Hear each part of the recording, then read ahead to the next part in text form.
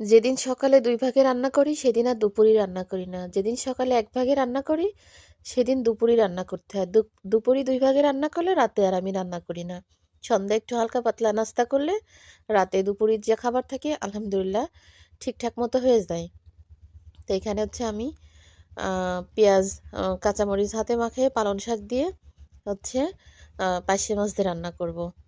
তো আমি সুন্দর করে কিন্তু মশলাটা হাতে মাখায় নিচ্ছি।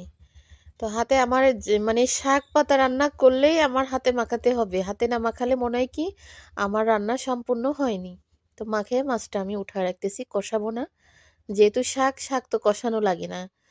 তো মাছটা উঠায় রেখে শাক দিয়ে একটু ঢেকে দিয়ে তারপর হচ্ছে উপর দিয়ে মাছগুলা পাতায় দিয়ে জাল হবে। শাকেও জাল হবে, মাছেও জাল হবে।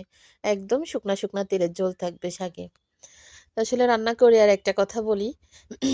আমার পাশেই আমার বোনের বাসা, সোহার আম্মু। তো ওদের ওইখানে গেছি কালকে, ও অসুস্থ তো মানে হসপিটাল থেকে বাসায় আসছে, ওদের ওইখানে গেছি রাতে। আমার ছোট ছেলেকে সাথে করে নিয়ে গেছি। তো ওইখান থেকে যখন আসতেছি আসার রাস্তার পাশে কিন্তু একটা দোকান আছে। তো আসলে আমার এত কষ্ট লাগিছে ওইখানে। তো দোকান আছে ওইখানে এশার আজানের পরে ওই যে লজেন থাকে যে বাড়ি বাড়ি এক একটা ছাত্র খাই।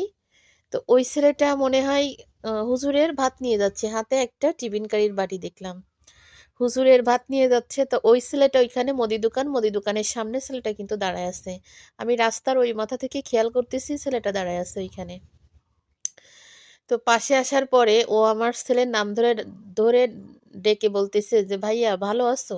ছেলেটার বয়স সর্বোচ্চ ৬ থেকে ৭ বছর বয়স হবে। তো আমার ছোট ছেলের নাম ধরে বলতেছে যে ভাইয়া ভালো আছো। তা আমি আমার ছেলেকে জিজ্ঞেস করতেছি যে ও কে? তা বলতেছে আম্মু আমাদের মাদ্রাসায় পড়ে। তা এখন ও অনেকক্ষণ থেকে কিন্তু ওই দোকানের সামনে দাঁড়ানো। তো ওরে আমি বলতেছি কিছু খাবা? আমি চলে গেছি। আমি আমার বাসার দিকে চলে আসতেছি। মানে ওরে রেখে আমি কিন্তু চলে আসতেছি। এসে আমার তখন মনে হয়েছে যে ওরে আমি ওইখান থেকে দাঁড়ানো দেখলাম। এখনো দাঁড়ানো আছে।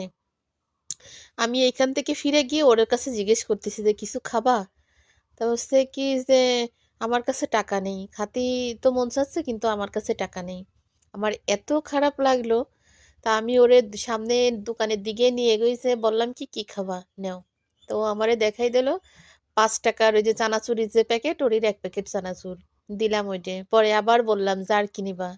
পরে দেখাই দিল ১০ টাকার যে কপি বিস্কিট আছে, ওই বিস্কিট দেখাই দিল। পরে বললাম আর কি নিবা? পরে ওই যে ৫ টাকা দামের ওই যে কেক আছে, ওই কেক দেখাই দিল।